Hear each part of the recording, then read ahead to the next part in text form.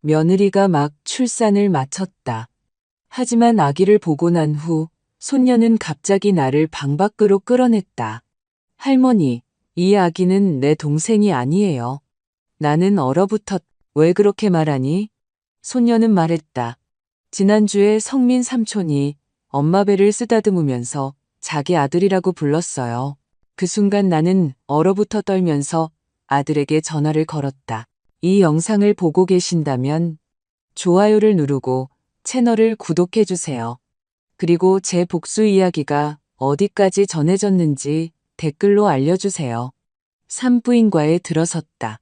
문이 부드럽게 삐걱거렸고 곧바로 병원 특유의 소독약 냄새가 코를 찔렀다. 그 냄새가 좋았을 리 없지만 오늘은 내 가슴을 가득 채운 기쁨을 덮을 수는 없었다. 병실은 하얗게 밝혀져 있었다. 형광등 불빛이 깨끗한 벽에 반사되었고 중앙의 하얀 침대에는 내 며느리 박수진이 누워 있었다. 땀으로 젖은 머리카락. 지쳐 보였지만 그녀의 눈은 행복으로 가득 찬 하늘을 품고 있는 듯 빛났다. 갓 태어난 아기는 붉고 작았으며 뭔가 꿈을 꾸는 듯 입술을 움직였다. 침대 옆에는 내 아들 김민준이 서 있었다. 키가 컸지만 그날 밤은 연약해 보였다. 그는 아내의 땀에 젖은 머리카락을 쓰다듬으며 손을 떨었고 그의 눈에는 자부심과 감동이 뒤섞여 있었다. 나는 그를 바라보며 마음이 따뜻해졌다. 수많은 어려움 속에서 홀로 키운 내 민준이가 이제 아버지가 되었다. 사랑스러운 손녀 김아리는 내게 바싹붙어 내 손을 힘껏 잡고 있었다. 5번째 생일에 내가 사준 분홍색 공주 원피스를 입고 있었고 커다란 눈은 호기심으로 빛났다. 아린이는 발끝으로 서서 엄마 품에 안긴 동생을 더 잘 보려고 애썼다. 할머니, 너무 작아요. 아린이는 흥분하여 속삭였다. 나는 미소 지었다. 행복이 넘쳐흐르는 것을 느끼며 그녀의 머리를 쓰다듬었다. 아린이는 내 빛이었고 이온 가족의 빛이었다. 그리고 이제 가족은 새로운 구성원을 맞이했다. 나는 삶이 힘들더라도 이런 소중한 순간들을 여전히 선물해준다고 생각했다. 잠시 후 문이 다시 열렸다. 박수진의 가장 친한 친구인 이성민이 하얀 백합 꽃다발을 손에 들고 아침 햇살처럼 환한 미소를 지으며 들어섰다. 두 분 모두 축하해요. 그는 또렷한 목소리로 말하며 민준이를 안아주고 어깨를 다정하게 두드려 주었다. 나는 약간 놀랐다. 성민이는 너무 빨리 거의 우리와 동시에 도착했다. 마치 밖에서 기다리고 있었던 것처럼. 하지만 나는 즉시 그 생각을 떨쳐버렸다. 성민이는 항상 박수진의 삶의 일부였고 거의 가족 같았다. 그는 항상 적절한 순간에 따뜻한 마음과 배려를 가지고 나타났다. 오늘도 예외는 아니었다. 병실은 소란스러움으로 가득 찼다. 한 친척이 순간을 포착하려 애쓰는 구석에서 사진기 셔터 소리가 찰칵거렸다. 모두 웃고 이야기했다. 공기는 기쁨으로 가득했다. 간호사가 민준이에게 서류를 들고 들어와 친절하지만 전문적인 목소리로 이야기했다. 민준이는 고개를 끄덕이며 각 서류를 주의 깊게 검토했고 이따금씩 아내와 아이들을 다정하게 바라보았다. 나는 여전히 아린이의 손을 잡은 채 서서 행복이 온몸을 감싸는 것을 느꼈다. 모든 것이 완벽해 보였다. 내가 항상 꿈꿔왔던 가족 사진처럼. 하지만 그 순간 거의 눈에 띄지 않게 성민이가 침대 옆 아기 침대로 조용히 다가가는 것을 보았다. 그는 몸을 숙여 아기를 알 수 없는 표정으로 바라보았다. 그의 입술은 이상하고 다정하면서도 수수께끼 같은 미소를 지었다. 나는 눈살을 찌푸렸지만 이내 내가 과장하고 있다고 스스로를 납득시켰다. 성민이는 항상 그랬다. 배려심 많고 다정하며 마치 이 가족도 그의 가족인 것처럼. 나는 나를 침범하는 불안감을 떨쳐버려 했었고 아린이를 품에 안기 위해 그녀에게로 몸을 돌렸다. 할머니가 널 안아줄게. 동생을 더 잘 보렴. 나는 기쁜 목소리를 내려고 애쓰며 말했다. 아린이는 기뻐서 소리 질렀다. 그녀의 작은 팔이 내 목을 감쌌지만 내가 아린이를 아기 침대 가까이 데려가자마자 무언가 잘못되었다는 것을 느꼈다. 아린이의 작은 손이 갑자기 내 어깨를 너무 세게 잡아서 나는 그 자리에서 멈춰섰다. 그녀는 마치 무언가로부터 도망치듯 서둘러 걸음으로 방 밖으로 나를 끌고 나갔다. 놀란 나는 그녀를 재빨리 따라가며 목소리를 부드럽게 유지하려 애썼다. 아린아, 무슨 일이니, 얘야? 차가운 병원 복도에서 아린이는 멈춰 섰고 그녀의 맑은 눈은 이제 붉어져 눈물로 빛났다. 그녀의 떨리는 목소리는 끔찍한 비밀을 폭로하는 듯 속삭였다. 할머니, 이야기는 내 동생이 아니에요. 나는 온 세상이 멈춘 듯 얼어붙었다. 내 발걸음은 비틀거릴 뻔했고 날카로운 한기가 등골을 타고 흘렀다. 무슨 소리니, 아리나? 나는 이미 목소리가 갈라지기 시작했지만 침착함을 유지하려 애쓰며 물었다. 왜 그렇게 생각하니? 아린이는 고개를 숙였다. 그녀의 작은 손이 내 치마를 움켜쥐었다. 그녀는 목이 메인 목소리로 더듬거렸다. 지난주에 집에서 성민 삼촌이 엄마 배를 만지는 걸 봤어요. 심지어 뱃속 아기에게 자기 아들이라고도 했어요. 아이의 말은 내 심장에 비수처럼 꽂혔다. 나는 움직일 수 없었다. 방금 들은 것을 믿을 수 없었다. 성민이 박수진의 가까운 친구. 내가 항상 무해하다고 생각했던 사람. 이 온 가족에게 사랑받았던 사람이었다. 내 몸 전체를 차가운 고통이 훑고 지나갔다. 마치 내 피가 얼어붙은 것 같았다. 나는 더 묻고 싶었고 아린이에게 잘못 들은 것이 아니냐고 재차 물어보고 싶었지만 방 안에서 갓 태어난 아기의 울음소리가 울려 퍼지며 나를 현실로 되돌렸다. 나는 차가운 병원 복도 한가운데 문 뒤에서 들려오는 심장 박동기 소리 속에서 서 있었다. 떨리는 손으로 외투 주머니에서 전화기를 찾았다. 민준이의 번호를 눌렀지만 손이 너무 떨려서 거의 전화기를 떨어뜨릴 뻔했다. 눈을 감고 잠시 동안 64세의 김숙자가 아니었다. 나는 민준이를 혼자서 키우기 위해 세상에 홀로 맞섰던 그 시절의 미망인이었다. 내 남편 김영호는 고속도로에서 화물차 사고로 사망했다. 그날 대구의 하늘은 회색빛이었다. 마치 온 세상이 비극을 느끼는 것처럼 민준이는 겨우 10살이었다. 그가 그토록 사랑했던 아버지가 다시는 돌아오지 않으리라는 것을 이해하기에는 너무 어렸다. 경찰로부터 소식을 들었던 순간을 또렷이 기억한다. 그들은 건조한 목소리로 영호의 화물차가 대형 화물차의 정면으로 충돌했다고 알리며 집 앞에 섰다. 나는 민준이를 꼭 껴안은 채 얼어붙었다. 발밑에 땅이 무너지는 것 같았다.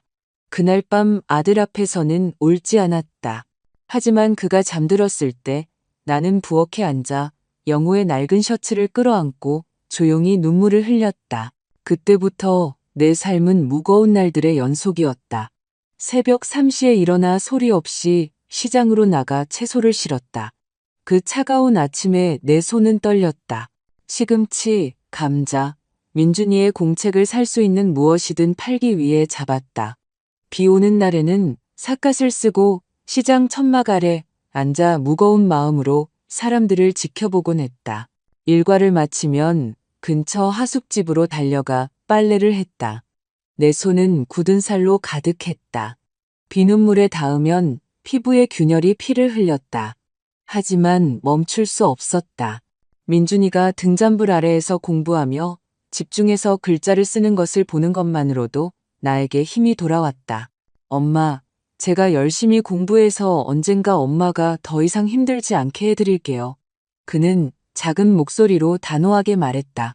그 말들은 가장 어두운 날들 동안 나를 지탱해준 불씨였다. 민준이는 내가 아는 어떤 아이보다도 세상을 더 잘 이해했다. 그는 아무것도 요구하지 않았다. 비록 때로는 그의 눈에서 동네 아이들이 새 신발이나 반짝이는 자전거를 타고 뛰어노는 것을 부러워하는 것을 보았지만 말이다. 한 번은 그가 냄비에서 차가운 밥을 꺼내 소금과 고추를 섞어 먹는 것을 발견했다. 내가 그를 위해 남겨둔 고깃찌개 대신이었다. 엄마 드세요. 저는 이미 배불러요. 그가 말했다. 하지만 나는 그가 그저 자기 몫을 나에게 양보하려는 것임을 알았다. 그 순간들은 나에게 자부심을 주었고 동시에 마음을 아프게 했다.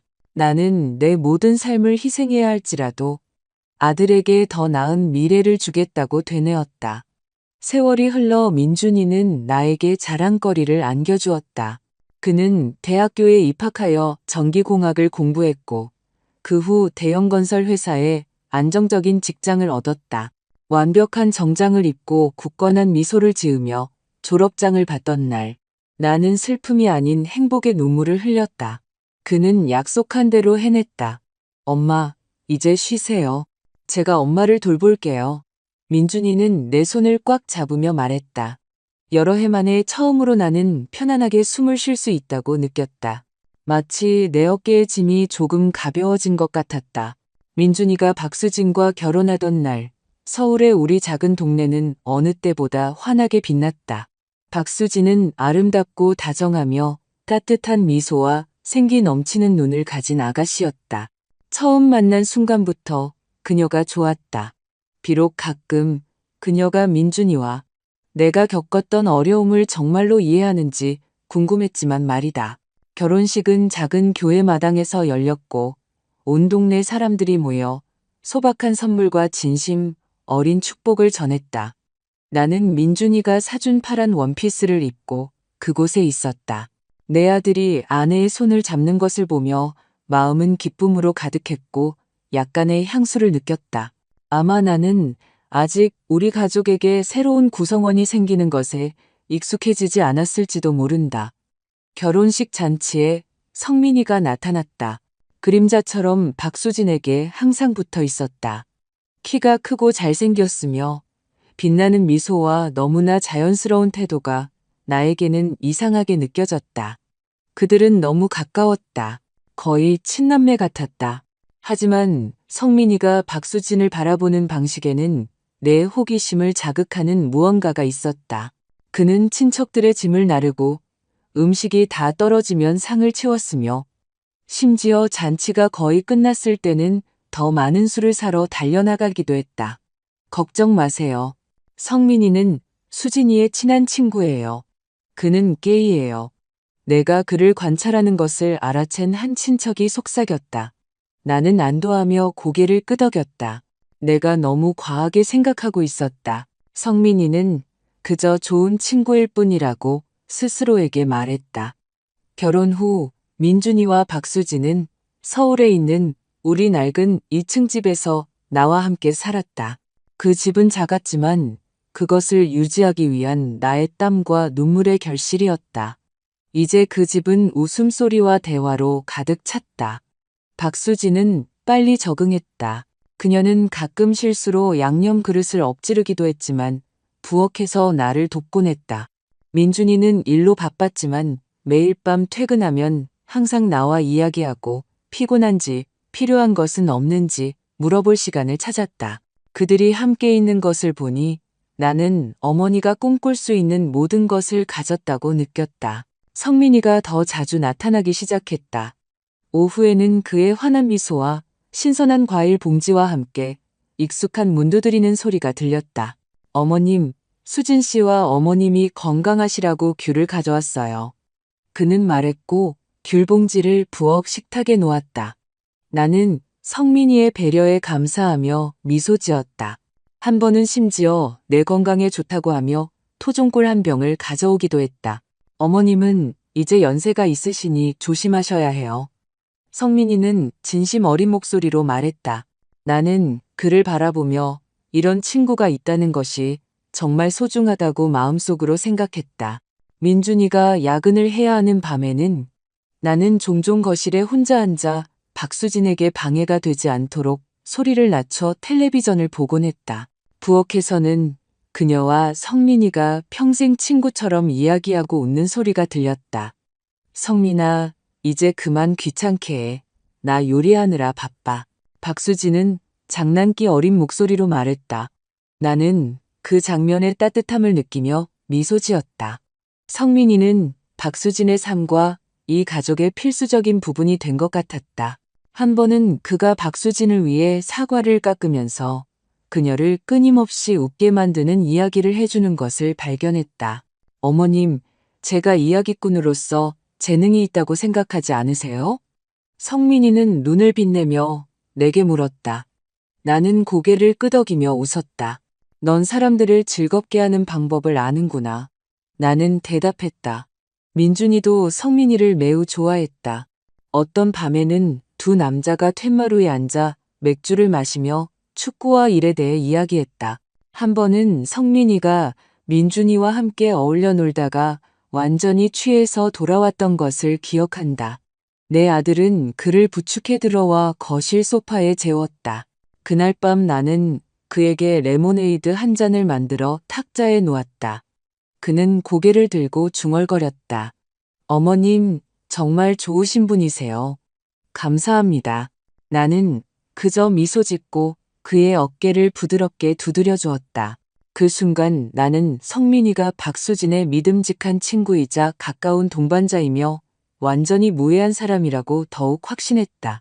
민준이와 박수진이 결혼한 지 1년 후 서울의 우리 작은 집은 아린이가 태어난 날 빛으로 가득 찼다. 여전히 병원 복도를 이리저리 오가던 불안감을 기억한다. 다리는 피곤했지만 심장은 가슴 밖으로 뛰쳐나올 듯 격렬하게 고동쳤다. 민준이는 내 옆에서 걱정으로 얼굴이 창백해진 채 내 손을 꽉 잡고 있었다. 엄마, 너무 무서워요. 그는 떨리는 목소리로 속삭였다. 나는 그의 손을 잡고 그를 안심시키기 위해 미소 지으려 노력했지만 나도 떨고 있었다. 다 잘 될 거야, 아들아. 나는 말했다. 하지만 속으로는 쉬지 않고 기도하며 하느님께 박수진과 아기를 돌봐달라고 빌었다. 아린이의 첫 울음소리가 분만실에서 크고 또렷하게 울려 퍼졌을 때 나는 온 세상이 밝아지는 것을 느꼈다. 민준이는 아이처럼 울음을 터뜨리며 내 어깨에 눈물을 흠뻑 적시며 나를 껴안았다. 엄마, 저 이제 아빠 됐어요. 그는 목이 메인 목소리로 흐느꼈다. 나도 참지 못하고 눈물이 뺨을 타고 흘러내렸다. 내 인생에서 가장 행복한 순간이었다. 오랜 세월의 희생 끝에 마침내 내 아들이 아버지가 되는 것을 보았다. 우리는 박수진이 땀에 젖은 얼굴로 누워 있었지만 순수한 기쁨으로 빛나던 병실로 달려갔다. 그녀는 작은 아린이를 품에 안고 있었고 눈은 두 개의 별처럼 반짝였다. 어머니, 보세요. 천사처럼 아름다워요. 박수진은 약하지만 다정함으로 가득 찬 목소리로 말했다. 나는 말없이 고개를 끄덕였다. 천기저귀 속에서 꿈틀거리는 작은 손녀를 조용히 바라보았다. 민준이는 몸을 숙여 떨리는 손으로 딸의 이마에 입을 맞추었다. 아빠 딸. 그는 자부심으로 가득 찬 목소리로 속삭였다. 나는 그곳에 서서 아들과 며느리를 바라보며 마음이 녹아내리는 것을 느꼈다. 아린이를 처음 안았을 때 그 작은 몸에서 뿜어져 나오는 생명의 힘을 느꼈다. 아이는 따뜻했다. 그녀의 작은 손은 내 손가락을 힘껏 잡았다. 마치 이 삶을 밝히기 위해 왔다고 말하는 것처럼 나는 아린이를 안고 엄마가 불러주던 자장가를 나지막이 흥얼거렸다. 눈물은 소리 없이 흘러내렸다. 손녀야, 너는 이 집의 모든 빛이란다. 나는 아린이에게 하는 말인지 나 자신에게 하는 말인지 모르게 중얼거렸다. 얼마 지나지 않아 병실 문이 벌컥 열리고 성민이가 몸의 절반을 가릴 정도로 큰 곰 인형을 들고 들어왔다. 그의 환한 미소가 병실을 밝혔다. 축하해요. 이 천사 좀 보세요. 그는 곰 인형을 한쪽 구석에 놓고 민준이를 안으러 다가서며 외쳤다. 두 번째 아기가 태어났을 때 병원에서처럼 나는 잠시 놀랐다. 성민이는 항상 정확한 순간에 나타났다. 마치 우리 가족이 그의 존재를 필요로 할 때를 알려주는 육감을 가진 것처럼. 하지만 이내 그 생각을 떨쳐버리고 성민이가 아린이를 안아달라고 했을 때 미소 지었다. 좋은 삼촌이 되기 위해 연습 좀 할게요. 그는 눈을 빛내며 농담했다. 박수진은 미소 지으며 고개를 끄덕였고 민준이는 웃음을 터뜨리며 그의 어깨를 두드렸다. 네가 삼촌이면 분명 너무 응석바디로 키울 거야. 민준이는 재미있다는 듯 말했다. 나는 따뜻한 마음으로 그 장면을 바라보았다. 성민이는 정말 좋은 친구였다고 생각했다. 날이 갈수록 성민이의 우리 집 방문은 점점 더 잦아졌다. 그는 자주 왔다. 때로는 박수진을 위한 닭곰탕 한 솥을, 때로는 큰 기저귀 팩이나 분유 한 통을 들고 왔다. 어머님, 수진 씨는 잘 먹어야 해요. 제가 도와드릴게요. 성민이는 진심 어린 목소리로 말했다. 나는 고마움을 느꼈지만 가끔은 왜 그렇게 세심한지 의아했다. 어떤 오후에는 내가 마당에서 빨래하느라 바빴고 성민이는 아린이와 고양이 울음소리나 개 짖는 소리를 흉내내며 놀아주어 아이가 깔깔 웃게 만들었다. 성민 삼촌, 코끼리 흉내 내주세요. 아린이가 졸랐고 성민이는 뺨을 부풀리고 팔을 코끼리 코처럼 들어올려 나도 멀리서 웃게 만들었다. 이웃들은 감탄하며 이야기를 시작했다. 숙자 어머님, 복도 많으시네요.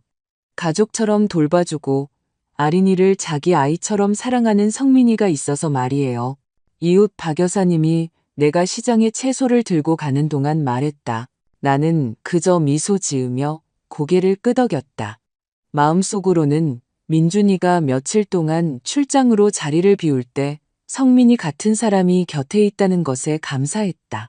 성민이는 거의 집안의 남자가 되었다. 오후에 와서 부엌의 수도꼭지를 고치거나 욕실에 선반을 달기도 했다. 어머님, 이 수도꼭지는 오랫동안 고장 나 있었어요. 제가 고칠게요. 성민이는 스패너를 손에 들고 이마에 땀을 흘리며 말했다. 나는 감사함과 약간의 감탄이 뒤섞인 감정으로 그를 바라보았다. 성민이는 젊고 활기차고 항상 도울 준비가 되어 있었다. 한 번은 그가 박수진과 함께 거실에서 아린이의 옷을 개면서 이야기하고 웃는 것을 발견했다. 이 티셔츠를 어떻게 김밥처럼 돌돌 말았어? 박수진이 그를 놀리자 성민이는 크게 웃으며 대답했다. 요리사가 되기 위해 연습 중이야.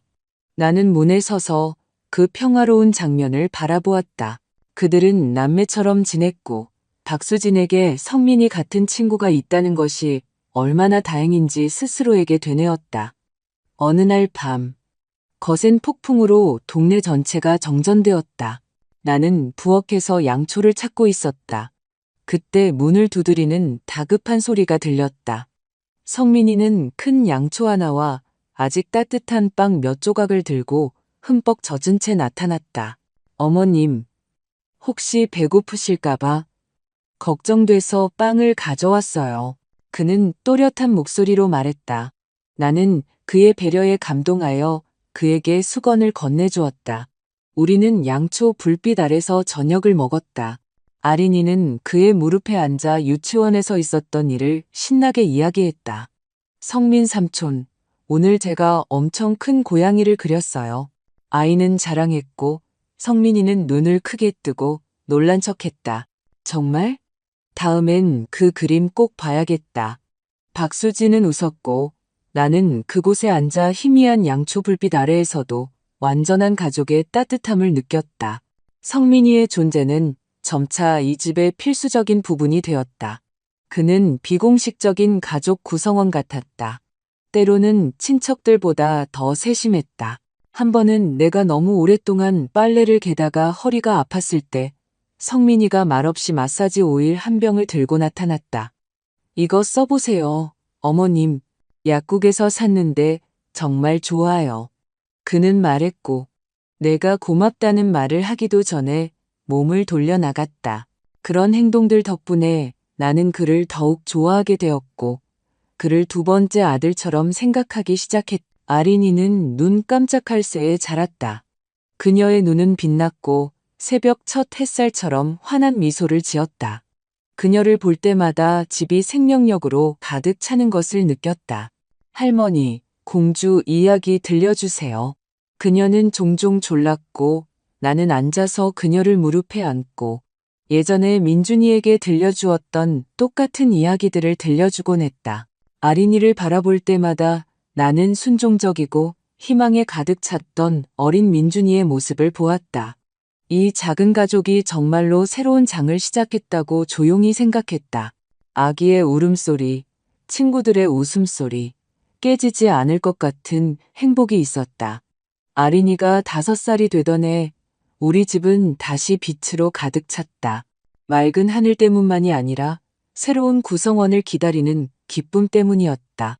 어느 이른 아침 부엌에서 커피를 내리고 가카라는 원두향이 공기 중에 퍼질 때 박수진이 임신 테스트기를 손에 들고 들어왔다.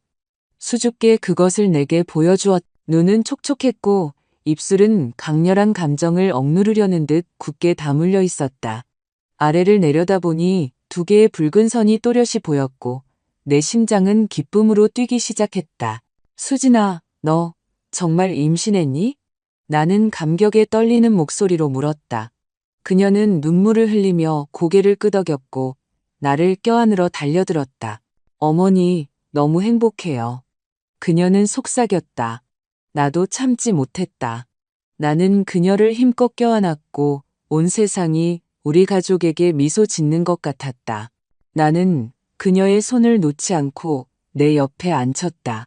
마음은 기쁨과 약간의 걱정으로 가득했다. 괜찮니? 많이 피곤하니? 나는 그녀의 눈에서 피로의 흔적을 찾으며 물었다. 박수진은 고개를 저으며 다정하게 미소 지었다. 괜찮아요, 어머니. 그냥 조금 긴장될 뿐이에요. 나는 그 감정을 이해하며 고개를 끄덕였다. 첫 번째 엄마가 되는 것도 감정이 충만한 길이었다. 하물며 이제 2번째 아이를 기다리는 그녀에게는 오죽할까. 나는 그녀의 머리카락을 부드럽게 쓰다듬으며 속삭였다. 난 항상 여기에 있을 거야. 걱정하지 마. 그 순간 나는 시어머니일 뿐만 아니라 모든 기쁨과 두려움을 함께 나눌 준비가 된 동반자라고 느꼈다. 민준이가 집에 와서 소식을 들었을 때 나는 그가 그렇게 행복해하는 것을 본 적이 없었다. 선물 받은 아이처럼 눈을 빛내며 기쁨에 거의 펄쩍 뛰었다. 엄마, 저 또 아들 가져요. 그는 외치며 시장으로 달려나갔고 엄청난 과일 봉투를 들고 돌아왔다. 사과, 귤, 망고, 마치 과일 잔치로 축하하려는 듯. 심지어 회사 상사에게 전화해서 박수진과 함께 집에 있기 위해 반차를 내기도 했다. 나는 그가 이리저리 뛰어다니며 아내를 위해 오렌지 주스를 만들고 끊임없이 먹고 싶은 것이 없는지 묻는 것을 보며 다정함과 자부심에 웃음을 터뜨리지 않을 수 없었다. 내 아들이 이제 완전한 남자가 되었다고 생각하며 아내에게 그토록 헌신적인 그를 보며 마음이 따뜻해졌다. 그리고 늘 그렇듯이 우리 가족에게 좋은 소식이 있을 때를 아는 특별한 감각이라도 있는 듯 성민이가 바로 뒤이어 나타났다. 그는 케이크 상자를 손에 들고 문을 두드렸다. 상자 위에는 크림으로 정성스럽게 쓰여 있었다. 곧 새로운 가족이 생길 가족에게 축하를. 어머님, 민준 씨, 수진 씨, 모두 축하해요. 성민이는 방을 밝히는 환한 미소를 지으며 외쳤다. 나는 미소 지었다. 그의 목소리에서 진심을 느꼈지만 내 마음 깊은 곳에서는 미묘한 예감이 피어났다. 성민이는 항상 정확한 순간에 나타났고 항상 세심했다. 하지만 왜? 나는 그와 그의 가까움 사이에 여전히 보이지 않는 거리를 느끼고 있었다. 그에 대해 내가 실제로 아는 것과는 말이다. 그날부터 성민이는 집을 더 자주 방문하기 시작했다. 어떤 아침에는 민준이가 먼 현장으로 가야 할 때 성민이가 박수진을 임신검진에 데려다 주겠다고 제안했다. 민준 씨는 바쁘시니 제가 데려다 드릴게요. 걱정 마세요, 어머님. 그는 부드러우면서도 책임감 있는 목소리로 내게 말했다. 나는 고맙다고 고개를 끄덕였지만 속으로는 설명하기 어려운 감정이 나를 사로잡았다. 한 번은 마당에 서서 창밖을 내다보니 성민이가 박수진의 배에 손을 대고 농담하는 것을 보았다. 이번엔 아들이 맞죠? 미래의 챔피언. 박수진은 조금도 불편해하지 않고 크게 웃으며 대답했다. 만약 틀리면 1년 동안 분유 사오게 할 거야. 나는 애써 미소를 지으며 그곳에 서 있었지만 속으로는 약간의 불쾌감을 느꼈다. 그들은 남매처럼 너무 가까웠다. 하지만 왜 무언가 제대로 되지 않았다고 나에게 속삭였다. 식사 때마다 성민이는 항상 박수진에게 음식을 덜어주었다. 때로는 찐 갈비찜을, 때로는 데친 채소를. 더 드세요. 아기에게 먹이려면 튼튼해야 해요. 그는 농담조로 말했다. 민준이는 그저 웃었, 심지어 그는 농담하기도 했다. 성민아, 네가 나보다 내 아내를 더 잘 돌보는구나? 모두가 웃었고 나도 그 분위기에 동참하려 노력했다. 하지만 마음 깊은 곳에서는 성민이의 관심이 정말 단순한 우정인지 의심하기 시작했다. 친척들이 방문했을 때 모두가 민준이가 2명의 멋진 조력자를 가졌다고 칭찬했다.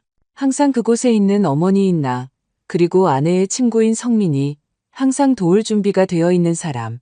숙자 어머님, 아주머니 댁은 정말 축복받았네요. 이웃 박 여사님은 감탄하며 말했다. 나는 미소 지으며 고개를 끄덕였지만 속으로는 아직 말할 엄두조차 내지 못하는 무거운 짐을 안고 있었다. 나는 전에 창고로 사용했던 2층의 작은 방을 정리하기 시작했다. 성민이가 화물차에 실어다 준 나무 아기 침대의 먼지를 닦았다.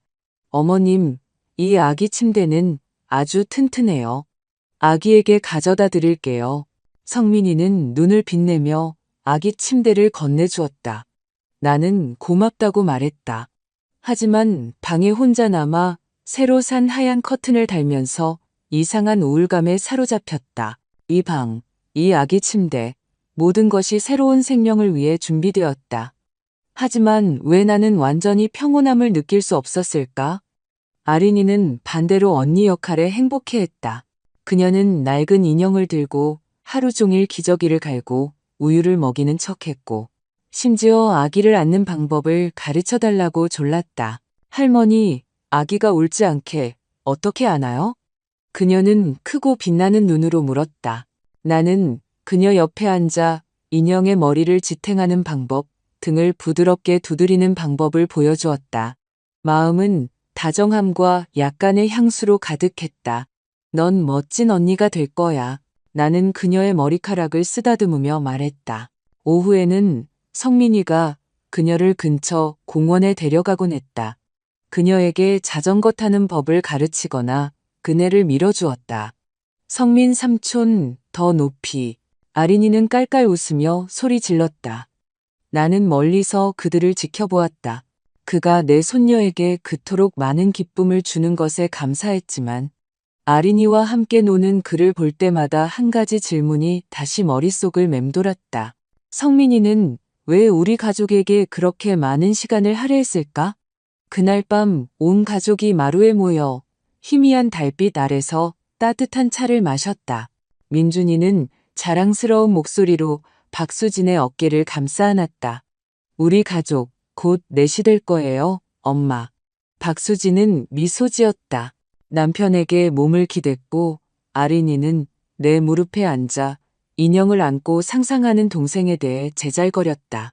나는 마음이 기쁨으로 넘쳐 미소 지었다. 또 다른 아이가 이 가정을 더욱 완전하게 만들 것이라고 믿었다. 갑자기 민준이의 전화 목소리가 나를 현실로 되돌렸다. 엄마, 무슨 일이에요? 어디 가셨어요? 아린이가 엄마를 밖으로 데려간 것 같던데 나는 망설였다. 모든 것을 이야기하고 싶었지만 죄 없는 사람을 부당하게 고발할까봐 참았다. 성민이는 항상 박수진과 그렇게 농담하곤 했다. 아마 아린이가 잘못 들었을 것이다. 아무것도 아니야, 아들아. 실수로 전화했어. 나는 전화를 끊었다. 병원 복도를 걸었지만 한 걸음 한 걸음이 돌덩이를 짊어진 것처럼 무거웠다. 박수진이 막내 김지훈을 낳은 후 며칠 동안 서울의 작은 집 분위기는 항상 생기 넘쳤다. 아기의 울음소리는 모두의 웃음소리와 이야기 소리와 섞여 즐거운 멜로디 같았다. 하지만 내 마음속에는 의심의 폭풍이 조용히 일기 시작했다. 붉은 피부와 아직 감겨있는 작은 눈을 가진 지훈이를 볼 때마다 민준이와의 닮은 점을 찾으려 했었다. 하지만 그를 더 오래 볼수록 가슴이 더욱 답답해졌다. 병원에서 아린이가 속삭인 말은 심장에 박힌 가시처럼 뽑아낼 수 없이 머릿속을 맴돌았다. 어느 이른 아침 첫 햇살이 창문을 통해 스며들 때 나는 거실에서 빨래를 개고 있었다. 그때 익숙한 문 두드리는 소리가 들렸다. 성민이는 기저귀 봉투와 분유 한 통을 들고 들어와 끊임없이 이야기했다. 어머님, 민준 씨가 너무 바빠서 모든 것을 다 못할까봐 걱정돼서 제가 도우러 왔어요. 그는 세상 어떤 것도 흔들 수 없을 듯 환하게 미소 지었다. 나는 애써 미소 지으며 고개를 끄덕였지만 속으로는 이상한 불편함에 사로잡혔다. 성민이는 부엌으로 직행했다. 자기 집처럼 찬장을 열고 놀라운 솜씨로 지훈이의 분유를 만들기 시작했다. 이거 금방 할 수 있어요. 어머님, 걱정 마세요. 그는 윙크하며 말했다. 나는 그저 고개를 끄덕였지만 그의 시선, 마치 집주인처럼 자연스럽게 움직이는 방식이 나에게 오싹한 느낌을 주었다. 그 순간 기억들이 한꺼번에 밀려왔다. 오래된 영화처럼 선명하게. 나는 성민이가 집에 나타났던 수많은 순간들을 기억했다. 항상 자신감 넘치고 항상 가까웠다. 한 번은 그가 마치 가장 자연스러운 일인 양 냉장고를 열어 물병을 꺼냈고, 그리고는 아린이를 무릎에 앉히고 소파에 앉아 함께 만화 영화를 보았다. 성민 삼촌, 고래 아저씨 목소리 흉내내줘. 아린이가 소리 질렀고 성민이는 크게 웃으며 낮은 목소리를 흉내내 아이가 키득거리게 만들었다. 그때 나는 그것을 좋은 친구의 친밀함으로 받아들였지만 이제 각 기억은 감히 완성된 퍼즐로 보고 싶지 않은 조각들처럼 맞춰지는 것 같았다.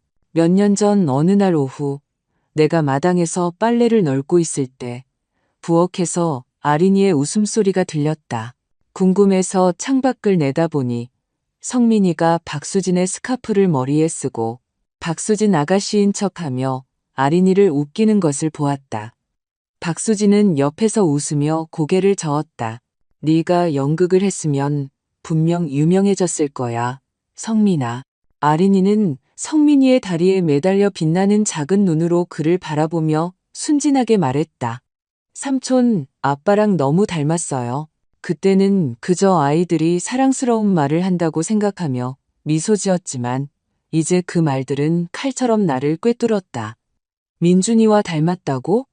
아니면 그 이상일까? 막연한 불편함이 일어났다. 또 다른 기억이 그 어느 때보다 선명하게 떠올랐다. 민준이가 사흘 동안 먼 현장으로 출장을 가서 집에 없던 비 오는 밤이었다. 온 동네가 정전되었고 나는 양초를 찾고 있었다. 그때 성민이가 머리부터 발끝까지 흠뻑 젖은 채 손전등을 들고 문을 두드렸다. 어머님, 모두 괜찮은지 보러 왔어요. 그는 말했고 곧바로 집 구석의 두꺼비집을 확인했다. 불이 다시 들어왔을 때 나는 성민이와 박수진이 거실에 앉아 밤늦도록 낮은 목소리로 이야기하는 것을 보았다. 우리 캠핑 갔을 때 기억나? 그때 거의 길을 잃을 뻔했잖아. 성민이가 깔깔 웃으며 말했다. 박수진은 눈을 빛내며 고개를 끄덕이며 대답했다. 넌 정말 문제를 잘 만드는 사람이야. 나는 부엌문에 서서 그들을 바라보며 그저 친밀한 우정이라고 생각했지만 이제 그것을 기억하며 왜 우리 셋만 집에 있었는데 그렇게 많은 이야기를 나눴을까 궁금했다. 성민이가 지훈이를 임신한 박수진의 배를 만지던 모습이 마치 눈앞에서 벌어지는 일처럼 선명하게 다시 떠올랐다. 내 아들, 그는 환한 미소를 지으며 농담했었다. 그 순간 나는 그것이 그저 중요하지 않은 말, 무해한 농담이라고 생각했다. 박수진은 크게 웃었고 민준이는 성민이의 어깨를 두드리며 말했다. 내 아들을 내 아들이라고 주장하면 고소할 거야. 모두가 웃었고 나도 그 기쁨에 동참했다. 하지만 이제 그 말들을 기억할 때마다 등골이 오싹해진다. 병원에서 아린이가 속삭인 말은 내가 묻어버리려 했던 의심을 여는 열쇠와 같았다. 그날 밤 모두 잠든 후 나는 지훈이의 아기 침대 옆에 앉아 그가 눈을 감을 때까지 부드럽게 흔들었다.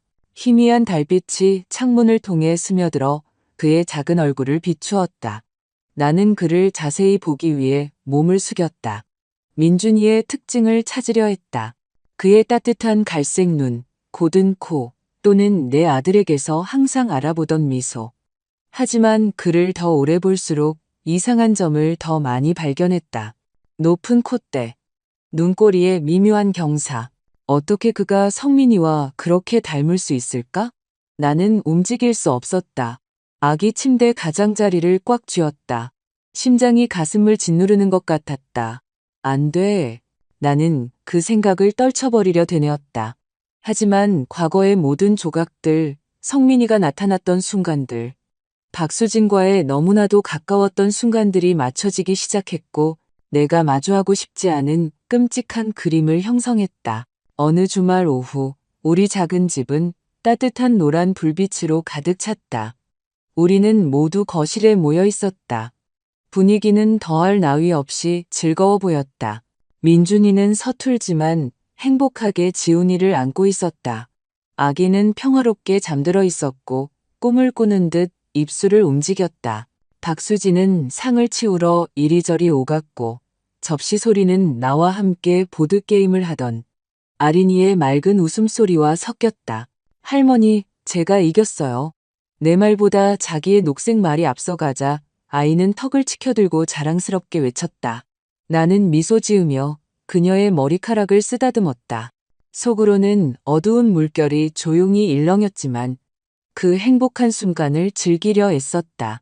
갑자기 문을 두드리는 소리가 들렸고 성민이가 아직 따뜻한 수제 약과 상자를 들고 들어왔다. 달콤한 조청향이 거실을 가득 채웠다. 여기 제 특기입니다. 가족 여러분 맛있게 드세요. 그는 햇살처럼 빛나는 미소로 말했다. 민준이는 크게 웃으며 그의 어깨를 두드렸다. 넌 항상 우리를 즐겁게 해주는구나, 성민아. 박수진도 눈을 빛내며 돌아섰다. 만약 빵집을 열면 부자가 될 거야. 성민이는 윙크하며 대답했다. 당신들을 위한 거라면 부자가 될 필요는 없어요. 모두가 웃었고 잠시 동안 나는 모든 것이 여전히 정상이라고, 내 안의 의심은 늙고 두려움에 찬 마음의 산물에 불과하다고 스스로를 설득하려 했다. 식사 동안 성민이는 여느 때처럼 활기찼다. 그는 박수진에게 찌개를 덜어주며 농담했다. 많이 먹고 아기가 튼튼하게 잘 자라도록 해. 박수진은 미소 지으며 고맙다고 고개를 끄덕였다. 아린이는 성민이에게 계속해서 농담을 해달라고 졸랐다. 성민 삼촌, 노래하는 고양이 이야기해줘. 그녀는 간청했고 성민이는 야옹거리는 고양이 목소리를 흉내내 아린이가 깔깔 웃게 만들었다. 민준이는 그곳에 서서 사랑이 가득한 눈으로 그 장면을 바라보고 있었다. 하지만 나는 그 기쁨에 동참할 수 없었다. 성민이가 박수진에게 음식을 덜어줄 때마다, 지훈이를 다정하게 바라볼 때마다 등골이 오싹했다. 병원에서 아린이가 속삭인 말은 마치 멈출 수 없는 메아리처럼 내 머릿속에서 계속해서 되풀이되었다. 성민 삼촌이 아기를 자기 아들이라고 불렀다. 저녁 식사 후 민준이는 업무 전화를 받으러 발코니로 나갔다. 그의 낮은 목소리는 밤바람과 섞였다. 박수진은 한 구석에 앉아 지훈이에게 수유하며 부드럽게 쓰다듬고 있었다. 성민이는 테이블에 앉아 오렌지 주스를 마시며 아린이와 새로운 만화 영화에 대해 이야기하고 있었다. 갑자기 그의 전화가 울렸다. 그는 전화를 받았고 그의 표정이 변했다. 그는 서둘러 말했다. 네, 지금 갈게요. 그는 일어섰다. 그리고 사과했다. 어머님, 급한 일이 생겨서 가봐야겠어요. 저녁 감사합니다. 나는 고개를 끄덕이며 성민이가 서둘러 나가는 것을 지켜보았다. 테이블 위에는 절반쯤 마신 유리잔이 놓여 있었고 가장자리에 희미한 입술 자국이 있었다. 잔을 닦으려다 내 눈은 자신도 모르게 그 잔에 멈췄다. 대담하고 거의 터무니없는 생각이 내 머리를 스쳤다. 나는 행주를 든 채 움직일 수 없었다. 심장이 그 어느 때보다 격렬하게 뛰는 것을 느꼈다. 만약 저 잔이 나를 갉아먹는 의심을 밝혀줄 열쇠라면 나는 주위를 둘러보며 아무도 나를 보지 않는지 확인하고 조심스럽게 잔을 잡았다. 깨끗한 비닐봉지에 싸서 내 방 침대 밑에 숨겼다. 마치 범죄를 저지른 것처럼 심장이 뛰었다. 내가 뭘 하고 있는 거지? 나는 스스로에게 물었다. 하지만 마음속으로는 멈출 수 없다는 것을 알았다. 나는 진실이 필요했다. 아무리 고통스럽더라도 말이다. 다음 날 아침 민준이가 박수진과 아이들을 정기검진에 데려다주는 동안 나는 조용히 집을 나섰다. 이미 준비를 해두었다. 아린이의 베개에서 주운 머리카락 몇 가닥. 잠자는 동안 조심스럽게 자른 지훈이의 작은 손톱 조각. 그리고 민준이가 헌혈 후 병원에서 얻은 혈액 샘플. 나는 유리잔이 든 봉투를 들고 거리를 나섰다. 온 세상이 나를 지켜보고 있는 것 같은 느낌이었다. 유전자 검사 연구소에 도착해서는 떨리는 목소리로 직원에게 설명했다. 아기가 제 아들의 아이인지 알고 싶습니다. 젊은 여성 직원은 놀랐지만 나 같은 노인의 간청에 고개를 끄덕이며 샘플을 받았고 가능한 한 빨리 처리하겠다고 약속했다. 다음 며칠은 영원처럼 느껴졌다. 나는 일찍 일어나 아침 식사를 준비했다. 아린이를 학교에 데려다 주었다. 박수진과 아무 일도 없는 듯 이야기하고 웃었지만 속으로는 타오르고 있었다. 지훈이를 볼 때마다 성민이의 눈이 보였고 박수진이 민준이에게 미소 지을 때마다 그녀가 정말로 무언가를 숨기고 있는지 궁금했다. 어느 오후 성민이가 다시 방문하여 지훈이를 안고 놀아주었다. 이 아이 정말 빨리 자라네요, 어머님. 그는 다정하게 바라보며 말했다. 나는 고개를 끄덕였지만 속으로는 소름이 돋았다. 성민이가 그를 바라보는 방식, 그의 머리카락을 부드럽게 쓰다듬는 방식은 나에게 참을 수 없었다. 나는 떨리는 손을 숨기기 위해 테이블을 닦는 척하며 몸을 돌렸다. 아무에게도 아무 말도 하지 않고 모든 것을 속에 담아두었다. 두려웠다. 이 이야기를 하면 이 가족이 무너질까봐 두려웠다. 하지만 날마다 나를 갉아먹는 의심 속에서 영원히 살 수도 없었다. 매일 밤 침대에 누워 천장을 바라보며 내가 과장하고 있다고. 아린이는 그저 어린아이일 뿐이라고. 성민이는 그저 좋은 친구일 뿐이라고 스스로를 설득하려 했다. 하지만 그때 희미하게 보이는 입술 자국이 있는 유리잔의 이미지가 다시 나타났다. 더 이상 도망칠 수 없다는 것을 상기시키는 듯이. 어느 비오는 오후 현관에 앉아 창문 유리창을 타고 흐르는 빗방울을 바라보고 있는데 전화가 울렸다. 연구소 직원의 차분한 목소리가 전화기 저편에서 울렸다. 김숙자 어머님, 결과가 나왔습니다. 언제든지 오셔서 찾아가실 수 있습니다. 나는 심장이 가슴 밖으로 튀어나올 듯 세게 뛰는 것을 느끼며 전화기를 꽉 잡았다. 감사하다고 속삭였지만 전화를 끈 차 온몸이 마비되었다. 나는 진실을 마주할 시간이 왔고 그 결과가 무엇이든 모든 것을 바꿀 것이라는 것을 알았다. 그날 오후 끈질긴 비가 내리는 가운데 나는 우산을 펼치지도 않고 낡은 우산을 들고 연구소로 서둘러 걸어갔다. 비는 내 옷을 흠뻑 적셨다. 연구소의 젊은 직원은 심각한 표정으로 하얀 봉투를 내게 건네주었다. 앉을 곳을 찾은 다음 여는 것이 좋을 겁니다. 그녀는 부드럽지만 경고하는 목소리로 말했다. 나는 다리가 돌덩이 같았지만 고개를 끄덕였다. 대기실 한 구석의 차갑고 플라스틱 의자에 앉아 떨리는 손으로 종이를 뜯었다. 글자들은 내 눈앞에서 혼란스럽고 엉켜 흐릿하게 춤을 추었지만 결론은 날카로운 칼날처럼 명확했다. 아린이와 작은 지훈이는 성민이의 잔에서 채취한 DNA 샘플과 부자관계가 있었다. 그리고 두 아이 모두 민준이와는 혈연 관계가 없었다. 세상이 무너져 내렸다. 발밑의 땅이 갈라지며 끝없는 심연으로 나를 끌고 가는 것 같았다. 종이가 내 손에서 미끄러져 바닥에 떨어졌다. 하지만 나는 그것을 줍지 않았다. 나는 그곳에 서서 현기증이 나고 눈물이 시야를 흐렸다. 내가 두 번째 아들처럼 생각했고 온 가족이 신뢰했던 성민이가 우리를 배신한 사람이었다.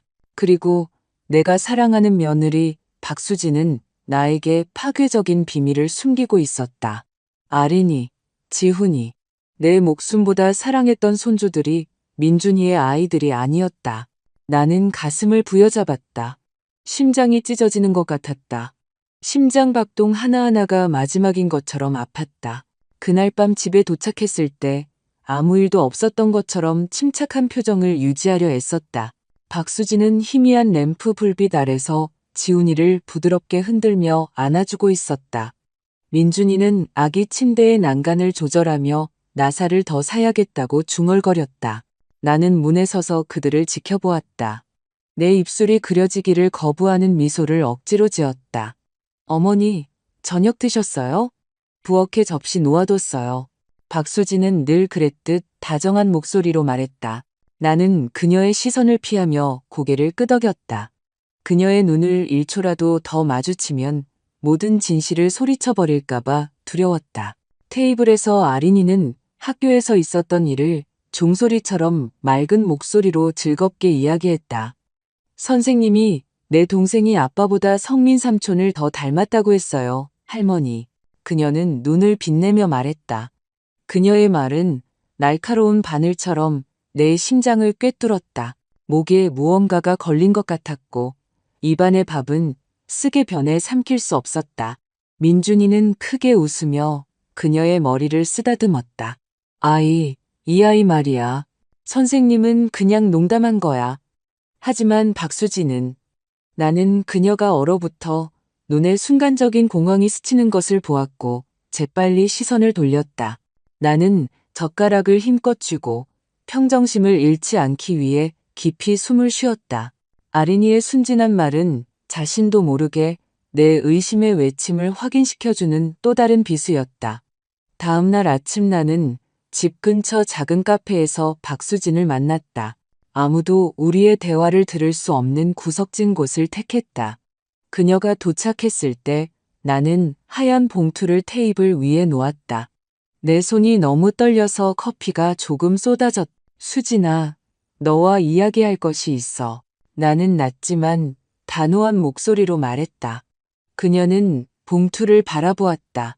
그리고는 놀란 표정으로 나를 바라보았다. 무슨 일이에요, 어머니? 그녀는 부드럽게 물었다. 나는 깊이 숨을 들이쉬고 용기를 내어 봉투를 그녀에게 밀었다. 읽어봐. 이건 유전자 검사 결과야. 박수진은 봉투를 들고 열었고 나는 그녀의 얼굴이 창백해지는 것을 보았다. 하지만 그녀는 이내 쓰라리고 뒤틀린 웃음을 터뜨렸다. 말도 안 돼요. 어머님이 착각하신 거예요. 성민이는 아이를 가질 수 없어요. 그는 불임이에요. 그녀는 떨리는 목소리로 확신에 차서 말했다. 나는 그녀의 눈을 똑바로 바라보며 고개를 저었다. 수진아, 이 결과는 진짜야. 아린이와 지훈이는 민준이의 아이들이 아니야. 성민이의 아이들이야. 내 목소리가 갈라졌지만 나는 모든 것을 말해야 했다. 박수진은 얼어붙었고 갑자기 격분했다. 제가 하지 않은 일로 저를 고발하는 거예요? 그녀는 거의 소리쳤고 카페의 몇몇 사람들이 우리를 돌아보게 만들었다. 성민이는 제 가장 친한 친구예요. 어머님도 아시잖아요. 그는 절대 그런 짓을 하지 않을 거예요. 속으로는 불타올랐지만 나는 침착함을 유지하려 애썼다. 수진아, 나도 믿고 싶지 않았지만 진실은 여기 있어. 나는 종이를 가리키며 말했다. 그녀는 힘껏 고개를 저었다. 눈물이 뺨을 타고 흘러내렸다. 어머님이 잘못하신 거예요. 아무것도 이해 못하세요. 우리의 논쟁은 사람들의 이목을 끌기 시작했고 나는 더 이상 계속할 수 없다는 것을 알았다. 나는 말없이 일어섰다. 봉투를 들고 무력감에 무거운 마음으로 카페를 나섰다. 박수진은 여전히 그곳에 앉아 얼굴을 두 손에 묶고 어깨를 들썩이며 울고 있었다. 집에 도착해서 나는 창가에 서서 민준이가 아린이와 노는 마당을 바라보았다. 아이는 뛰어다녔다. 그녀의 맑은 웃음소리가 공기를 가득 채웠지만 모든 소리는 내 가슴에 칼날처럼 밝혔다. 민준이는 그녀를 품에 안고 공중에서 돌려주었고 아이는 신나서 소리 질렀다. 아빠, 또 해주세요. 나는 눈물을 참으며 입술을 꽉 다물었다. 민준이는 아린이와 지훈이를 온 마음 다해 사랑했고 나는 이 진실이 밝혀지면 그가 부서질 것이라는 것을 알았다. 나는 커튼을 힘껏 움켜쥐었다. 온 세상이 나에게 무너져 내리는 것 같았다. 박수진을 추궁하고 싶었고 성민이를 마주하고 싶었지만 그럴 수 없었다. 나를 위해서가 아니라 민준이를 위해서였다. 내 아들은 박수진을 맹목적으로 신뢰했고 내가 말하면 그가 견디지 못할 것이라는 것을 알았다. 그는 스스로 진실을 알아내고 그것에 맞서야 했다. 카페에서의 대화 후 며칠 동안 집은 그 어느 때보다 답답해졌다. 한때 아린이의 웃음소리와 지훈이의 울음소리로 가득했던 공간은 이제 박수진과 나 사이에 보이지 않는 벽이 있는 듯 긴장된 침묵으로 가득했다. 그녀는 내 시선을 피했고 내가 무언가를 물을 때마다 차갑게 대답했다. 어머니, 저 지훈이 때문에 바빠요. 원하는 건 내일 물어보세요. 그녀는 말하고 아이를 안고 멀어져 갔다. 나는 그곳에 서서 그녀의 뒷모습을 바라보며 마음이 아팠다. 소리치고 싶었다. 왜 그랬는지 묻고 싶었지만 입을 열 때마다 민준이가 아린이와 웃는 모습이 다시 떠올라 나를 멈추게 했다. 나는 두려웠다. 진실이 모든 것을 파괴하고 내 아들에게서 미소를 빼앗아갈까봐 두려웠다. 어느 날 밤 희미한 램프 불빛 아래서 지훈이를 위해 스웨터를 뜨개질하고 있는데 민준이가 걱정스러운 눈빛으로 거실로 들어섰다. 그는 내 옆에 앉아 두 손을 맞잡고 낮은 목소리로 말했다. 엄마랑 수진이 사이에 무슨 일 있어요? 두 분 너무 이상해 보여요. 나는 얼어붙었다. 뜨개질 바늘을 떨어뜨릴 뻔했다. 나는 그의 눈을 바라보았다. 진심과 혼란이 보였다. 아무 일도 없어, 아들아. 나는 목소리를 침착하게 유지하려 애쓰며 대답했다. 분명 수진이와 내가 오해가 있었던 것뿐일 거야. 하지만 민준이의 시선은 나를 믿지 않는다고 말했다. 그는 고개를 끄덕였지만 의심의 씨앗이 이미 그의 마음속에 뿌리내린 듯 눈살을 찌푸렸다. 나는 털실을 힘껏 쥐었다. 가슴이 답답했다. 이 비밀을 영원히 지킬 수 없다는 것을 알았다. 며칠 후 민준이가 갑자기 아침 식사 중에 나에게 말했다. 엄마, 종합검진을 받아야 할 것 같아요. 아린이와 지훈이를 돌보려면 건강하다는 것을 확인해야 해요. 그의 목소리는 부드러웠지만 나는 그의 목소리에서 불안감을 들었다. 나는 고개를 끄덕이며 애써 미소 지으며 말했다. 검진 받아봐. 예방하는 게 더 낫지. 하지만 내 안에서는 어두운 물결이 일렁였다. 민준이가 검진을 받으면 진실이 밝혀질 수 있다는 것을 알았고 나는 그 결과를 마주할 준비가 되었는지 확신할 수 없었다. 나는 그와 함께 병원에 갔다. 나는 낡은 청가방을 손에 든 채 대기실에 앉아 모든 것이 내가 두려워하는 것만큼 나쁘지는 않기를 기도했다. 결과가 나오는 날 민준이와 나는 숨쉬기조차 힘들 정도로 무거운 분위기 속에서 의사 진료실에 앉았다. 두꺼운 안경을 쓴 노인 의사는 진료 기록을 훑어본 후 안타까운 눈빛으로 한숨을 쉬었다. 김민준 씨께 유감스러운 소식을 전해드리게 되어 죄송합니다. 그는 낮은 목소리로 말했다. 검사 결과 김민준 씨는 선천적 불임입니다. 정자수가 거의 없어 자연적인 임신은 불가능합니다. 민준이는 조각상처럼 움직이지 않았다. 얼굴은 창백했고 눈은 공허했다. 나는 그의 손을 잡았다. 그의 차가운 피부가 내 손에 닿는 것을 느끼며 내 심장은 가슴 속에서 격렬하게 뛰었다. 선생님, 확실하세요? 민준이는 한 가닥 희망이라도 붙잡으려는 듯 갈라진 목소리로 물었다. 의사는 연민 어린 표정으로 고개를 끄덕였다. 정말 유감입니다, 김민준 씨. 집으로 돌아오는 버스에서 민준이는 창가에 앉아 있었다. 시선은 허공을 헤맸고 그는 결과 보고서를 너무 세게 쥐고 있어서 종이가 구겨져 있었다. 나는 무언가 말하고 싶었고 그를 위로하고 싶었지만 목에 무언가 걸린 듯 말이 나오지 않았다. 그리고 나서 더 이상 견딜 수 없다는 듯 민준이가 부서진 목소리로 중얼거렸다. 그렇다면 아린이와 지훈이는 누구의 아이들이죠? 그 질문은 그의 영혼을 꿰뚫었을 뿐만 아니라 내 심장을 찢는 칼과 같았다. 나는 그의 손을 잡았다. 모든 것이 괜찮을 것이라고 안심시키고 싶었지만 이제 아무것도 괜찮을 수 없다는 것을 알았다. 집에 도착하자 민준이는 조용히 자기 방으로 들어가 결혼식 사진 앨범과 어린 시절 아린이의 사진 앨범을 모두 꺼냈다. 그는 바닥에 앉아 페이지를 넘기고 사진 한 장 한 장을 보았다. 마치 진실이 거짓말이라는 어떤 신호라도 찾는 것처럼 나는 그를 보며 가슴이 찢어지는 듯한 심정으로 문에 서 있었다. 그가 더 많이 볼수록 그의 표정은 더욱 이상해졌다. 마치 아린이와 지훈이의 특징이 자신과 닮지 않았다는 것을 깨닫기 시작한 것처럼. 엄마, 보세요. 그는 떨리는 목소리로 아린이 사진을 가리키며 말했다. 아린이는 내 코를 닮지 않았고 내 눈도 아니에요. 나는 대답할 수 없어 입술을 꽉 다물었고 그저 그의 옆에 앉아 위로하듯이 그의 어깨에 손을 얹었다. 그날 밤 집안의 분위기는 숨쉬기조차 힘들 정도로 두터워지고 무거워졌다. 박수진은 부엌에서 설거지를 하고 있었고 나는 거실에서 아린이와 놀며 아이가 이상한 상황을 눈치채지 못하게 하려 애썼다. 그때 민준이가 검사 결과를 손에 들고 들어왔다. 그는 박수진 바로 앞 테이블 위에 종이를 던지고 목이 메인 목소리로 한 단어 한 단어 힘주어 말했다. 설명해봐. 아린이와 지훈이는 누구의 아이들이지? 박수진은 창백해졌고 손을 떨며 접시를 떨어뜨렸다. 접시 깨지는 소리가 났고 뭐라고 하는 거예요? 그녀는 부정하려 더듬거렸다. 하지만 종이를 보더니 울음을 터트리며 소리쳤다. 다 오해예요. 제 말을 믿어주세요. 민준이는 아무 말도 하지 않았다.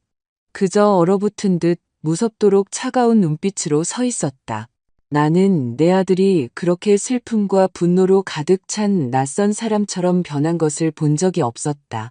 아린이는 소리를 듣고 방에서 뛰어나왔다. 아빠의 셔츠를 붙잡고 겁먹은 목소리로 물었다. 아빠, 왜 엄마한테 화내요? 엄마가 뭘 잘못했어요? 민준이는 급히 눈물을 닦았다. 몸을 숙여 아이를 안았지만 나는 그가 감정의 소용돌이를 억누르려는 듯 어깨를 떠는 것을 보았다. 아무것도 아니야, 내 사랑. 그는 속삭였다. 하지만 그의 목소리는 갈라졌고 고통을 숨길 수 없었다. 나는 한 구석에 떨어져서 있었다. 우리 가족의 비극이 이제 막 시작되었음을 분명히 느꼈다. 박수진은 바닥에 무릎을 꿇고 민준이의 셔츠 자락을 붙잡았다. 눈물은 비처럼 흘러내렸다. 제발 믿어주세요. 의도한 게 아니었어요. 정말 몰랐어요. 그녀는 목이 메인 목소리로 흐느끼며 모든 것을 구할 기회를 간청했다. 하지만 분노와 고통으로 붉어진 민준이의 눈빛은 그녀를 내 아들에게서 한 번도 본 적 없는 차가움으로 바라볼 뿐이었다. 그럼 말해봐. 누구의 아이들이지? 민준이는 신음하며 의자 팔걸이를 너무 세게 쥐어 이마에 핏줄이 섰다. 그의 목소리는 거칠었다. 마치 각 단어가 그의 심장을 찢는 것처럼. 나는 그곳에 서서 심장이 격렬하게 뛰는 것을 느꼈다. 발밑에 바닥이 흔들리는 것 같았다. 그에게 달려가 안아주고 싶었지만 내 다리는 말을 듣지 않았다. 박수진은 고개를 숙였다. 어깨를 들썩였고 숨막히는 침묵 끝에 절망적으로 소리쳤다. 성민이의 아이들이에요. 그 외에는 누구와도 그러지 않았어요. 그와만 있었어요. 그녀는 얼굴을 바닥에 파묻고 흐느껴 울었다. 침묵을 찢어버릴 정도로 크게. 민준이는 벌떡 일어섰다. 손으로 테이블을 치자 컵들이 요란하게 부딪혔다. 언제부터? 그는 참을 수 없는 고통으로 소리 질렀다. 박수진은 여전히 무릎 꿇은 채 흐느끼며 이야기했다. 몇 년 전 친구들과의 술자리에서 술을 너무 많이 마셨고 성민이 옆에서 깨어났다고 했다. 그는 계속해서 사과하며 아무도 모를 것이라고 맹세했다고. 그 후 성민이는 몇 번이나 그녀를 찾아왔고 그저 위로해주는 척하며 자신은 호르몬 주사를 맞아 불임이라고 속였다고 했다. 저는 믿었어요. 그를 친한 친구처럼 사랑했어요. 절대 생각 못했어요. 그녀의 목소리는 흐느낌에 끊겼다. 나는 그곳에 서서 한 단어 한 단어를 들으며 영혼이 타오르는 것을 느꼈다. 박수진의 각 문장은 칼과 같았다. 민준이뿐만 아니라 내 심장에도 밝혔다. 내가 두 번째 아들처럼 보았던 성민이는 이혼 가족을 배신한 사람이었다. 그리고 내가 그토록 사랑했던 며느리 박수진은 무너져 내렸다. 맹목적인 우정이 그녀의 이성을 흐리게 했다. 나는 소리치고 싶었다. 왜 모든 것을 그렇게까지 내버려 두었는지 묻고 싶었지만 그럴 수 없었다.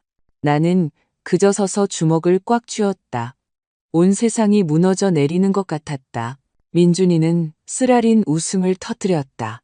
원한으로 가득 찬 미소였다. 그의 눈빛은 그 어느 때보다 차가워졌다. 개의? 불임? 정말 그 모든 거짓말을 믿었어? 그는 분노로 떨리는 목소리로 물었다. 박수진은 흐느끼며 얼굴을 가릴 수밖에 없었다. 저는 항상 아린이와 지훈이가 당신 아들들이라고 생각했어요. 절대 배신할 생각은 없었어요. 제발 믿어주세요. 하지만 민준이는 그저 고개를 저었다. 그의 눈은 텅 비어 있었다. 마치 박수진에게 한때 가졌던 모든 사랑과 신뢰가 사라진 것처럼. 갑자기 옆방에서 아린이가 혼란스러운 눈으로 뛰쳐나왔다. 그녀의 작은 손이 내 다리를 붙잡았다. 할머니, 왜 엄마가 울어요? 그녀는 떨리는 목소리와 혼란으로 가득 찬 커다란 눈으로 물었다. 나는 즉시 그녀를 안아주었다. 내 자신의 고통을 숨기려 했으며 그녀를 가슴에 꼭 껴안았다. 아무것도 아니야, 내 사랑. 엄마는 그냥 조금 피곤한 거야. 나는 속삭이며 그녀를 방으로 데려가 문을 닫았다. 침대에 앉아 자장가를 불러 재웠지만 거실에서 들려오는 박수진의 처절한 흐느낌은 이 가족의 행복이 이미 깨졌다는 것을 상기시키는 듯 계속해서 새어 들어왔다. 나는 아린이의 머리카락을 쓰다듬었다. 그녀가 서서히 잠드는 것을 바라보며 내 심장은 아팠다. 그 아이, 내 사랑스러운 손녀는 민준이의 피를 이어받지 않았지만 여전히 나의 빛이었다. 그리고 나는 이 폭풍으로부터 그녀를 어떻게 보호할 수 있을지 궁금했다.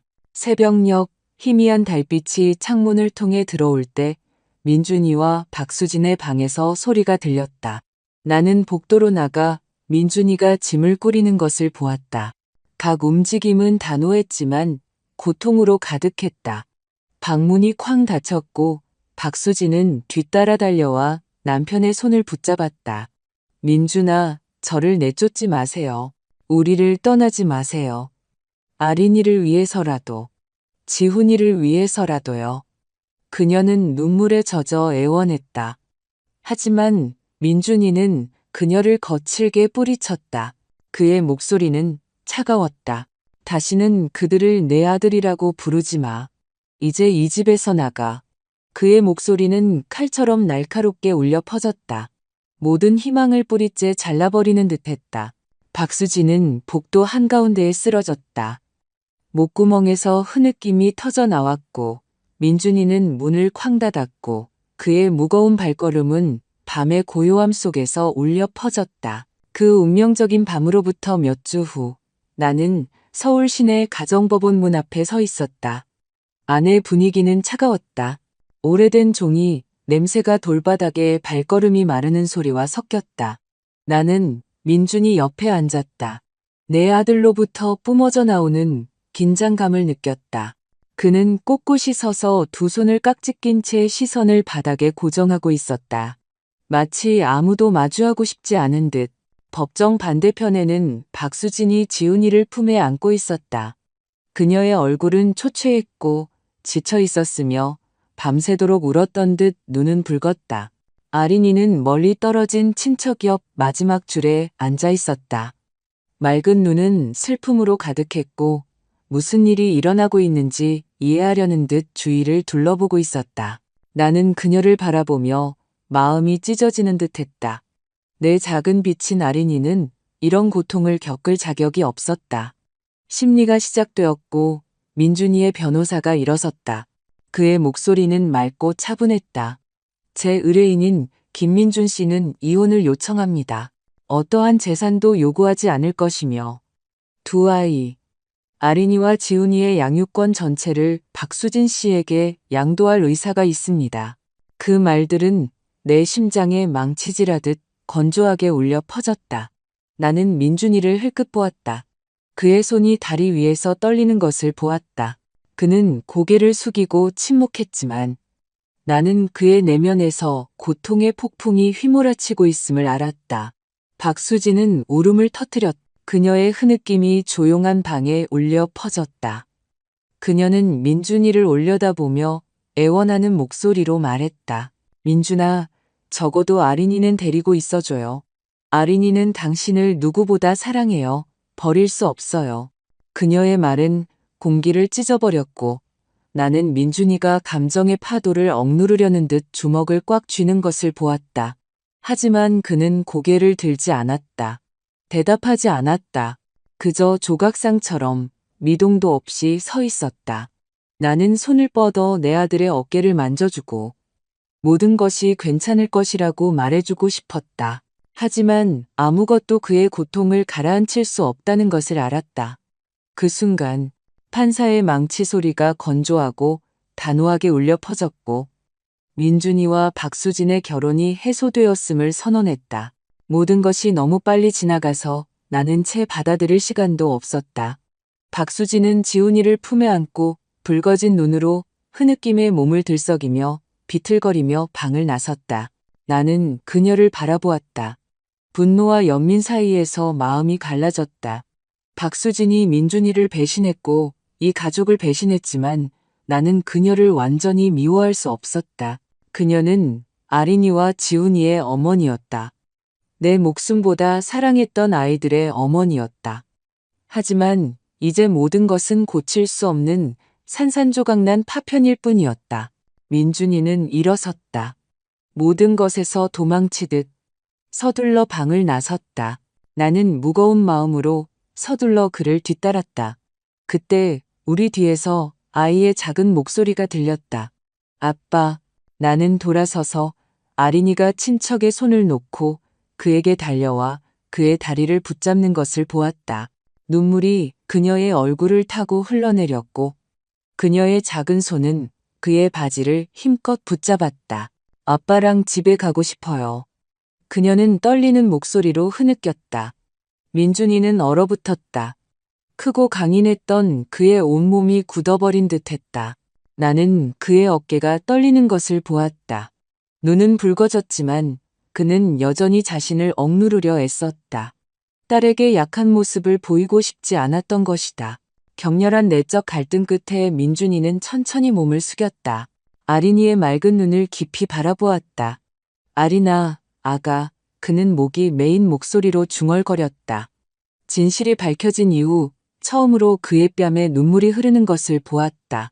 목이 메인 흐느낌이 그의 가슴에서 터져나왔다. 그는 아린이를 품에 안고 심장에 힘껏 바싹 안았다. 그리고 속삭였다. 그래, 집에 가자, 공주님. 그의 목소리는 낮았지만 사랑으로 가득했다. 마치 딸의 눈을 보자 모든 고통과 분노가 사라진 것처럼 나도 눈물을 흘리며 다가갔다. 아린이는 다른 작은 손을 뻗어 내 손을 잡았다. 어둠 속에서 한 줄기 빛처럼 따뜻하고 작았. 세대가 함께였다. 나, 민준이, 그리고 아린이. 우리는 손을 맞잡고 법원의 무거운 문을 나섰다. 해질녘 노을이 돌계단을 따뜻하고 부드럽게 비추었다. 마치 우리 안의 상처를 치유하려는 듯이 나는 고개를 들고 깊이 숨을 들이쉬었다. 보이지 않는 짐이 사라지는 것을 느꼈다. 내 영혼은 이상하게 가벼워졌다. 비록 내 뒤에는 부서진 비극이 남아 있었지만 우리가 걸어가면서 아린이는 중간에서 깡충깡충 뛰며 한 손으로는 민준이를, 다른 손으로는 나를 끌어당겼다. 할머니, 오늘 밤 공주 이야기 들려주실 거죠? 그녀는 아무 일도 없었던 것처럼 맑은 목소리로 말했다. 나는 미소 지으며 고개를 끄덕였다.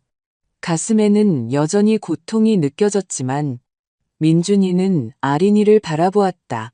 그의 눈빛은 부드러워졌다. 나는 진실이 그의 마음을 산산조각 냈지만 딸에 대한 사랑은 여전히 온전하다는 것을 알았다. 오늘 밤 저녁으로 뭘 먹고 싶어, 공주님? 민준이는 다정한 목소리로 물었다. 아린이는 환하게 미소 지었다. 피자. 아빠가 만드는 피자가 세상에서 제일 맛있어요. 민준이는 웃음을 터뜨렸다. 몇 주 만에 처음이었고 나는 그의 눈에서 작은 빛이 반짝이는 것을 보았다. 집으로 돌아오는 길에 나는 조용히 지나간 날들, 우리 가족이 겪어야 했던 고통에 대해 생각했다. 아린이와 지훈이에 대한 진실은 큰 타격이었지만 동시에 무언가를 가르쳐 주었다. 피는 다가 아니다. 사랑, 연민, 그리고 단결이야말로 진정으로 가족을 하나로 묶는 것이다. 아린이는 민준이의 피를 이어받지 않았지만 여전히 그의 딸이었다. 여전히 나의 손녀였다. 그리고 지훈이는 이제 박수진과 함께 있지만 언제나 내 마음의 일부로 남을 것이다. 우리는 황금빛 석양 아래를 걸었고 우리 셋의 그림자는 길 위로 길게 늘어졌다. 나는 민준이를 바라보았다. 그가 아린이의 손을 힘껏 잡고 있는 것을 보았다. 그의 눈은 결단력으로 가득했다. 그때 나는 내 아들이 이 고통을 극복할 것이라는 것을 알았다. 그가 강해서가 아니라 아린이와 내가 곁에 있고 그의 내면의 사랑이 여전히 타오르고 있기 때문이었다. 나는 아이의 손을 꽉 잡았다. 그 작은 손의 온기를 느끼며 조용히 다짐했다. 삶이 아무리 힘들더라도 나는 항상 여기에 있을 것이다. 이 작은 가족을 보호하고 우리가 여전히 간직하고 있는 마지막 빛의 불꽃을 지킬 것이다. 지나온 모든 것을 돌아볼 때 나는 내 인생의 가장 큰 교훈을 이해했다. 진실은 잔인할 수 있지만 오직 그것에 맞설 때만이 거짓과 고통의 악순환에서 벗어날 수 있다. 사랑, 신뢰, 그리고 가족은 신성한 것이지만 만약 그것이 기만 위에 세워진다면 조만간 무너질 것이다. 저는 모든 분들께 진실하게 살고 자신과 사랑하는 사람들에게 솔직해질 용기를 가지라고 말씀드리고 싶습니다. 단 한순간의 약함이나 달콤한 거짓말이 온 가정을 파괴하도록 내버려 두지 마세요. 왜냐하면 결국 남는 것은 누가 옳았고 누가 틀렸는지가 아니라 자신의 존엄성을 지키고 사랑과 삶 속에서 지속되는 가치들을 보호할 만큼 충분히 강했던 사람이기 때문입니다. 지금 들으신 이야기는 관련된 사람들의 신원을 보호하기 위해 이름과 장소가 변경되었습니다. 우리는 판단하기 위함이 아니라 누군가가 듣고 반성할 수 있기를 바라며 이 이야기를 전합니다. 얼마나 많은 어머니들이 자신의 집에서 조용히 고통받고 있을까요? 저는 정말로 묻고 싶습니다. 만약 당신이 제 입장이라면 어떻게 하시겠습니까? 평화를 유지하기 위해 침묵을 선택하시겠습니까? 아니면 모든 것에 맞서 자신의 목소리를 되찾을 용기를 내시겠습니까? 여러분의 의견을 듣고 싶습니다. 왜냐하면 각 이야기가 다른 사람의 길을 밝히는 양초가 될 수 있기 때문입니다. 하느님은 항상 축복하시고 용기가 더 나은 날들로 우리를 이끌 것이라고 확신합니다.